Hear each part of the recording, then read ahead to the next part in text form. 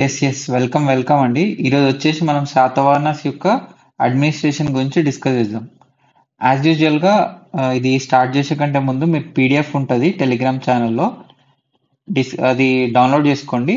Either video description కింద video డిస్క్రిప్షన్లో ఉంటుంది, లేకుంటే ఛానల్ అబౌట్ సెక్షన్లో మన టెలిగ్రామ్ ఛానల్ లింక్ ఉంటుంది. మీరు పీడిఎఫ్ డౌన్లోడ్ చేసుకోవడం మర్చిపోద్దు. ఇది మనకి రీజన్ టైంలో కూడా యూజ్ ఉంటుంది. సో అదండి, స్టార్ట్ చేసేద్దాం. Okay, Satavahanas administration. అయితే ఈ అడ్మినిస్ట్రేషన్కి ఫస్ట్ ఆఫ్ ఆల్ సోర్స్ ఎక్కడ? మన సోర్స్ మామూలుగా ఏమనుకున్నాం, కంటెంపరీ లిటరరీ సోర్సెస్ అంటే ఆ టైంలో ఉన్న శాతవాహన డైనాసిటీలో వాళ్ళు రాసిన లిటరరీ సోర్సెస్ వర్క్స్ ఉంటాయి కదా. ఫర్ ఎగ్జాంపుల్ హాలా రాసిన వర్క్ గత సప్తసతి కావచ్చు, ఇట్లాంటి కంటెంపరీ ఆ లిటరరీ సోర్సెస్ కావచ్చు. కంటెంపరీ లిటరరీ సోర్సెస్ కావచ్చు. నెక్స్ట్ వచ్చేసి ఫారెన్ అకౌంట్స్ కావచ్చు. ఫారెన్ ట్రావెలర్స్ రాసిన అకౌంట్స్ ఉంటాయి కదా, అవి కావచ్చు. లేకుంటే మెయిన్గా శాతవాహనాస్ అడ్మినిస్ట్రేషన్ వచ్చేసి ఈ ఇన్స్క్రిప్షన్స్ ఏవైతే Nasik and Karle cave inscriptions ఉన్నాయో, these are the main sources అంట. ఏది ఫర్ ద అడ్మినిస్ట్రేషన్, అంటే to know about the administration of Satavahanas, these were the main sources which were used to decipher అన్నమాట. ఏంటి అవి? Nasik and Karle cave inscriptions. అయితే beginning నుంచి Satavahanas administration it was mainly following the Mauryan tradition. ఎందుకంటే Mauryan umpire decline అయినాక కూడా దాని ఇంపాక్ట్ చాలా రోజులు ఉండే. అంటే మీరు ఎప్పుడైనా చూడండి, అడ్మినిస్ట్రేషన్ అనేది అదొక ఏదో ఒక సింగిల్ టైంలో జరిగి అక్కడే ఎమ్మటే ఆగిపోదు. అది కంటిన్యూస్ ప్రాసెస్. అది ఒక కంటిన్యూస్ ప్రాసెస్లో జరిగిన దాన్నే అది ఒక్కొక్కసారి కంటిన్యూ అవుతూ ఉంటుంది. ఇప్పుడు ఫర్ ఎగ్జాంపుల్ మౌర్యన్ డైనాసిటీ ఉంది. ఆ మౌర్యన్ డైనాసిటీ డిక్లైన్ అయినా కానీ దాని అడ్మినిస్ట్రేషన్ కొద్ది రోజులు ఇంకా నడుస్తూ ఉంటుంది. ఫర్ ఎగ్జాంపుల్ మీరు రీసెంట్గానే చూసుకోండి, బ్రిటిష్ అడ్మినిస్ట్రేషనే ఉంది ఇండియాలో. బ్రిటిష్ ఇండియా అడ్మినిస్ట్రేషనే ఉంది. అది ఇంకా కూడా చాలా ఇయర్స్ ఇండియాలో అంటే అది కంటిన్యూ అవుతూ వచ్చింది. మీకు అర్థమవుతుంది కదా పాయింట్ నేను చెప్పాలనుకుంటున్నా. ఏంటంటే ఇప్పుడు ఒక ఎంపైర్ డిక్లైన్ అయినా, ఒక డైనాసిటీ డిక్లైన్ అయినా దాని అడ్మినిస్ట్రేషన్ బేసిక్గా కొద్ది రోజులు కంటిన్యూ అవ్వచ్చు. అట్లనే శాతవాహన డైనాసిటీ కూడా మౌర్యన్ డైనాసిటీ డిక్లైన్ అయినా కానీ initially it followed the Mauryan tradition అనమాట.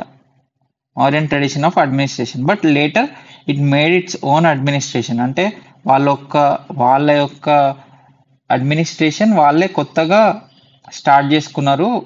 అది తర్వాత కంటిన్యూ అయింది, అది వేరే విషయం. కానీ ఇనిషియల్గా they followed the Mauryan tradition.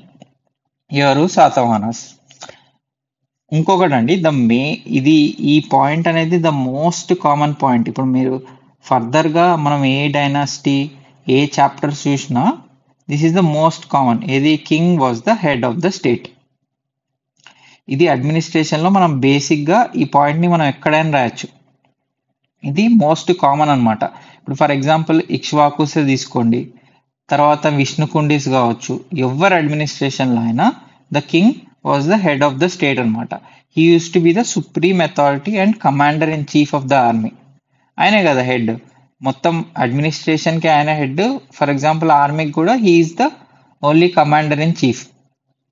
ఇది అన్లెస్ అండ్ అంటిల్ ఏదైనా ఎక్సెప్షన్ ఎక్కడైనా ఉంటే తప్పితే ఇది most common point for any administration for any Indian dynasty అనమాట. సో ఇది మనం ఏదైనా అడ్మినిస్ట్రేషన్ క్వశ్చన్ రిలేటెడ్ ఏదైనా క్వశ్చన్ అడిగినప్పుడు king was the head of the state అనేది ద మోస్ట్ కామన్ పాయింట్. అది మీరు రాస్తే దేనికైనా కరెక్టే ఉంటుంది అది. సో నెక్స్ట్ వచ్చేసి Satavahanas administration had the hereditary monarchy and it was in Vogue. అంటే హెరిడిటరీ మొనార్కీ అనేది బేసిక్గా అది ఫస్ట్ నుంచి కూడా ఉంది, కానీ ఇది కంటిన్యూషన్లో ఉంది. అంటే ఫర్ ఎగ్జాంపుల్ రాజు తర్వాత వాళ్ళ కొడుకే రాజు, అదే కాన్సెప్ట్ అన్నట్టు. ఇప్పుడు శాతవాహనాస్లో ఏముంటాయి అంటే వాళ్ళ ప్రిన్స్ ఉంటారు కదా. ప్రిన్స్ అంటే రాజు వాళ్ళ అబ్బాయి పేరు కుమారాస్ అని పిలుస్తారు అనమాట. కుమారాస్ వాళ్ళకి బాగా ట్రైనింగ్ ఇచ్చి తర్వాత ఎప్పుడైతే వాళ్ళ ఫాదర్ కానీ, అంటే బేసిక్గా వాళ్ళ ఫాదర్ చనిపోయినా కానీ తర్వాత అడ్మినిస్ట్రేషన్ టేకప్ చేయాల్సింది వీళ్ళే కదా, వాళ్ళ సన్సే కాబట్టి వాళ్ళకి బాగా ట్రైనింగ్ ఇచ్చి ధర్మశాస్త్రాల్లో వాటిలలో ట్రైనింగ్ ఇచ్చి ఫిజికల్గా కూడా వాళ్ళకి ట్రైనింగ్ ఇచ్చి అప్పుడు వాళ్ళకి థ్రోన్ ఇచ్చేవాళ్ళు అనమాట. సో రాజు కొడుకు రాజు, ఈ హెరిడిటరీ మొనార్కీ అనేది was in vogue in the Satavahana administration. అయితే next royal power was only held by the males. ఇది కొంతమందికి కన్ఫ్యూజన్ ఉంటుంది. ఫర్ ఎగ్జాంపుల్ గౌతమిపుత్ర శాతకర్ణి ఉన్నాడు, గౌతమిపుత్ర శాతకర్ణి. ఆయన వాళ్ళ మదర్ పేరు పెట్టుకున్నాడు, కానీ మదర్ పేరు పెట్టుకున్నాడు కదా, వాళ్ళకి బాగా ఇన్ఫ్లుయెన్స్ ఉంటుందా అంటే అవును, ఖచ్చితంగా ఫీమేల్ ఇన్ఫ్లుయెన్స్, అంటే వాళ్ళ మదర్ ఇన్ఫ్లుయెన్స్ బాగా ఉండేది. There was great influence of mothers on the kings. కానీ అల్టిమేట్ గా రియల్ పవర్ వచ్చేసి it was only held by the males. It was only held by their son or their, అంటే వాళ్ళ సన్సే they use to have the real power. The royal power was only held by males. ఇది జనరల్గా ఒక misconception ఉంటుంది, అంటే వాళ్ళ mothers పేరు పెట్టుకున్నారు కదా వాళ్ళ పవర్ కూడా ఎక్కువ ఉంటుందని. కాదు, they had great influence on their sons. The mothers had great influence on their sons అడ్మినిస్ట్రేషన్లో కూడా, కానీ but the real power was held by males or by the son. Next వచ్చేసి the idea of divine right monarchy got formed. Idea of divine right monarchy అంటే God on earth concept. అంటే దేవుడి అంటే for example Vishnu అవతారం లేకపోతే రామ అవతారం, వాళ్ళ ఆ అవతారాలు వచ్చి ఒక కింగ్ లాగా he possessed their qualities and he is the one who is ruling అని చెప్పేసి అదొక ఐడియాని తీసుకొచ్చిండ్రు ఏది ఈ అడ్మినిస్ట్రేషన్లో. ఇది మెయిన్గా శాతవాహనాస్ నుంచే స్టార్ట్ అయింది. ఏది ఈ విష్ణు అవతారం కానీ రామ అవతారం కానీ వీళ్ళు వచ్చి యాజ్ ఏ కింగ్గా రూల్ చేస్తుండ్రు. ఆ కింగ్కి అట్లాంటి క్వాలిటీస్ ఉన్నాయి, అంటే దేవుడిలాగా అతనికి క్వాలిటీస్ ఉన్నాయి. సో హీఈస్ అన్డిఫీటబుల్, అంటే ఆయన ఎవరు ఆపలేరు, ఎందుకంటే ఆయన దేవుడు లెక్క కదా. వాళ్ళు దేవుడు లెక్క ఆయనను గొలిచినప్పుడు ఆటోమేటిక్గా ఆయనను ఎవ్వరు ఎదురు తిరగొద్దు ఆ కింగ్కి. సో ఇట్లాంటి కాన్సెప్ట్ తీసుకొచ్చింది అందుకే. ఎందుకంటే ఇప్పుడు ఫర్ ఎగ్జాంపుల్ ఆయనకి డివైన్ రైట్ అనేది ఇట్లా దేవుడి రూపం లాగా చూపిస్తే వాళ్ళు మామూలు కామన్ పీపుల్ కానీ they use to fear the king కదా. వాళ్ళు ఫియర్ చేస్తే వాళ్ళు తిరుగుబాటుకు కానీ వీటికి ఆస్కారం ఉండదు. దాంతోపాటు ద కింగ్స్ వాళ్ళకు కూడా దే హ్యాడ్ సర్టన్ కస్టమ్స్ అనమాట. Kings had to be Dharmashastras bound. అంటే ఒక ఐడియల్ కింగ్ వచ్చేసి ధర్మశాస్త్రాన్ని ఫాలో అవుతూ he has to protect the dharma. He is like the protector of dharma. అంటే ఇప్పుడు ఫర్ ఎగ్జాంపుల్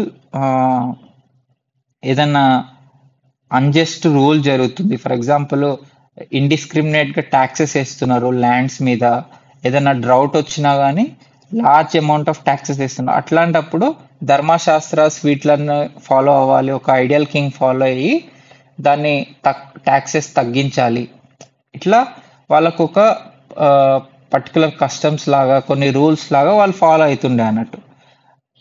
అంటే ఇప్పుడు వాళ్ళకి ఒక ఐడియల్ కింగ్, అంటే అందరూ కింగ్స్ ఇట్లా ఫాలో చేసిరని కాదు, కానీ ఒక ideal king he has to be Dharmashastras bound and he has to be the protector of ధర్మ అనేసి ఒక ఐడియల్ కింగ్కి ఉండాల్సిన క్వాలిటీస్ ఇదని చెప్పి అప్పుడు ఆ అడ్మినిస్ట్రేషన్లో ఇట్లా ఆ ఐడియాస్ ప్రకారంగా పోతుండే.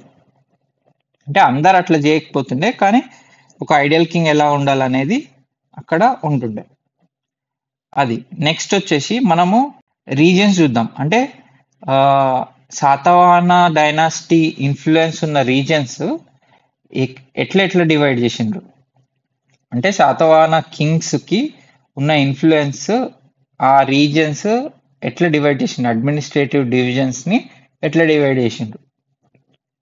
ఫస్ట్ వచ్చేసి రజకం కేత రీజియన్ అంటే it was under the direct rule of the king.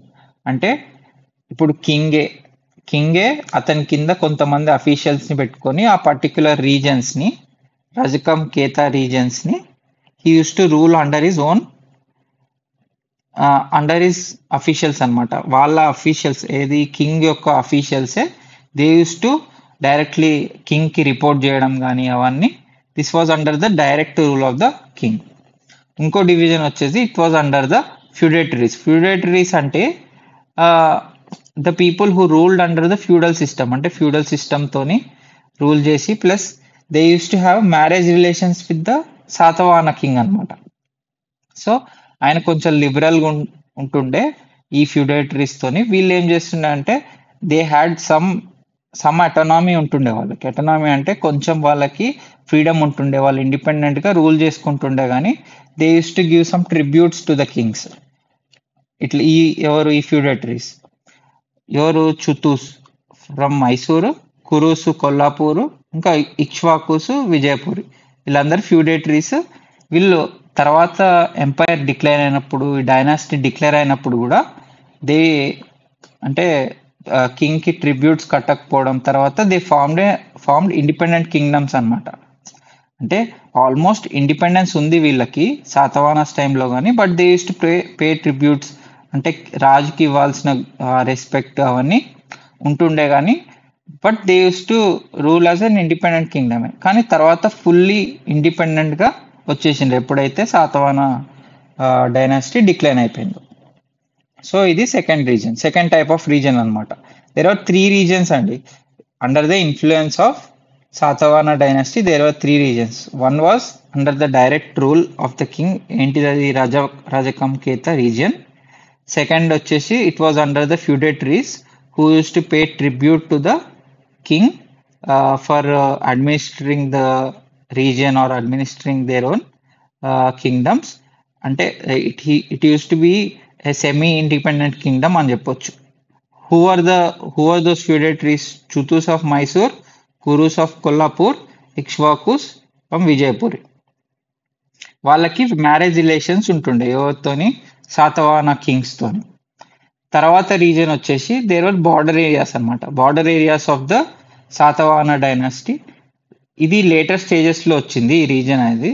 It was under the army commanders. ఎందుకంటే లేటర్ స్టేజెస్ లో బాగా గొడవలు జరగడం, వేరే నేబరింగ్ కింగ్డమ్స్ తోని బాగా కొట్లాటలు జరగడం ఉండే చేయబట్టి ఆర్మీ కమాండర్స్ చేతిలో పెట్టేసింది. ఎందుకంటే అవి వాళ్ళు ప్రొటెక్ట్ చేస్తూ ప్లస్ ఆ ఏరియాస్ ని అడ్మినిస్టర్ చేస్తారని చెప్పేసి it was given under the army commanders అనమాట for the protection of the border areas.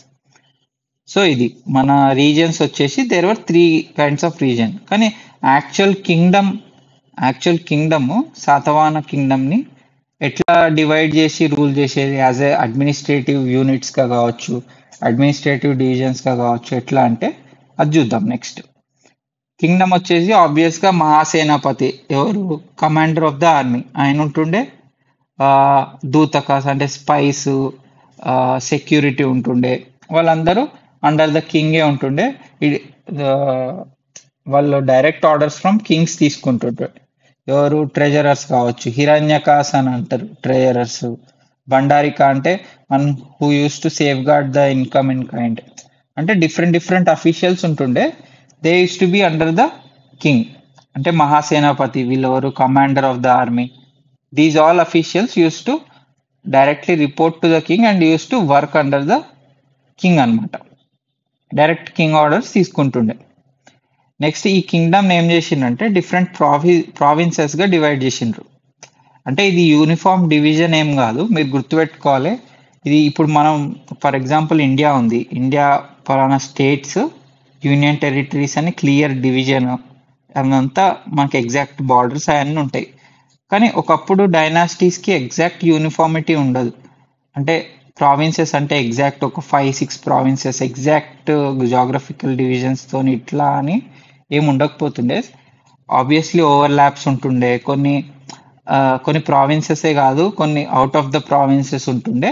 So కానీ మనం ఓవరాల్ గా తీసుకోవాల్సింది జనరల్ కేస్ తీసుకోవాలి కాబట్టి kingdom use to be divided into provinces which are called as aharas. అంటే ఈ ఆహారాస్ వచ్చేసి they use to be governed by the governor. ఒక గవర్నర్స్ ఉంటుండే, వాళ్ళని అమాత్యాస్ అంటుండే. కొన్ని బుక్స్ లో అమాత్యాస్ అని ఉంది, మహాభోజకాస్ అని ఉంది, మహారథీస్ అని ఉంది, మహామాత్రాస్ అని ఉంది. ఏదైనా పిలవచ్చు, ఏదైనా ఉంటుండొచ్చు. అంటే ఒక్కదానికి ఒక సెట్ ఫార్మాట్, ఒక యూనిఫార్మిటీ అని లేదని చెప్పిన కదా. సో ఆబ్వియస్లీ పేర్లు కూడా అంత ఎగ్జాక్ట్ ఉండవు. కానీ ఆ, మీరు గుర్తుపెట్టుకోవాల్సింది, there use to be provinces which are called as aharas, and they use to be governed by the అంటే officials who are known as governors, like amatyas కావచ్చు, మహాభోజకాస్ కావచ్చు, మహారథీస్ కావచ్చు. నెక్స్ట్ ఈ ప్రావిన్సెస్ ఆబ్వియస్లీ ఈ సిటీస్, విలేజెస్ గా డివైడ్ చేసిండ్రు. ఆ సిటీస్ అంటే నగరాస్, నగరాస్ అంటే నిగమాస్ అని అంటుండే. ఇట్లా నిగమ సభాస్ లాగా ఇట్లా కూడా డివైడ్ చేసిండ్రు ఫర్ బెటర్ అడ్మినిస్ట్రేషన్ కావచ్చు. సో బెటర్ గవర్నెన్స్ కావచ్చు, they use to divide them into nigama sabhas అన్నమాట. అండ్ దాంట్లో మెంబర్స్ ఎవరు ఉంటుండే, గహపతిస్ అని అంటుండే. They use to be caste elders. They were అంటే ఈ cities were also commercial towns కదా, అంటే మేజర్ ట్రేడ్ కానీ అవన్నీ అక్కడే జరుగుతుండే కాబట్టి they were also nigama sabhas were also acting like trade associations అన్నమాట. ట్రేడ్ గిల్డ్స్ అవన్నీ ఉంటాయి కదా, అసోసియేషన్స్ లాగా కూడా వర్క్ చేస్తుండే. ఇప్పుడు సిటీస్ అయిపోయింది, provinces. At the same time villages కూడా, సిటీస్ విలేజెస్ కూడా ఉంటాయి కదా. విలేజెస్ గ్రామ ఆర్ గామ అనేటోళ్ళు, దాని కింద ఎవరు అఫీషియల్స్, గ్రామక అని విలేజ్ అఫీషియల్స్ ఉంటుండే. సో ఓవరాల్ ఓకే కదా. ఇప్పుడు ఏంటంటే ఈ కింగ్డమ్ ని ప్రావిన్సెస్, మళ్ళీ ప్రావిన్సెస్ నుంచి సిటీస్ విలేజెస్, మళ్ళీ దానికి సంబంధించిన అఫీషియల్స్. ఇది ఓవరాల్ టేబుల్ అన్నమాట. మీరు ఈ టేబుల్ గుర్తుపెట్టుకుంటే సరిపోతుంది. ఇది బేసిక్, అంటే అడ్మినిస్ట్రేటివ్ యూనిట్స్ కావచ్చు, అడ్మినిస్ట్రేటివ్ రీజన్స్ కావచ్చు, ఇవన్నీ మనం డిస్కస్ చేసినాం ఈ ఎపిసోడ్లో. వచ్చే ఎపిసోడ్లో, నెక్స్ట్ ఎపిసోడ్లో మనం మిలిటరీ అడ్మినిస్ట్రేషన్ కావచ్చు, విలేజ్ అడ్మినిస్ట్రేషన్, ల్యాండ్ ట్యాక్సెస్ కావచ్చు, రెవెన్యూ, అవన్నీ డిస్కస్ చేద్దాం వచ్చే ఎపిసోడ్లో. మీకు ఏం కన్ఫ్యూజన్ అట్లేం లేదనుకుంటున్నా. మీకు ఏమైనా క్వశ్చన్స్, డౌట్స్, సజెషన్స్ ఉంటే మీరు కమెంట్ చేయండి, నేను ఖచ్చితంగా రిప్లై ఇస్తాను. థ్యాంక్స్ అండి. Thanks for watching today's video. See you tomorrow.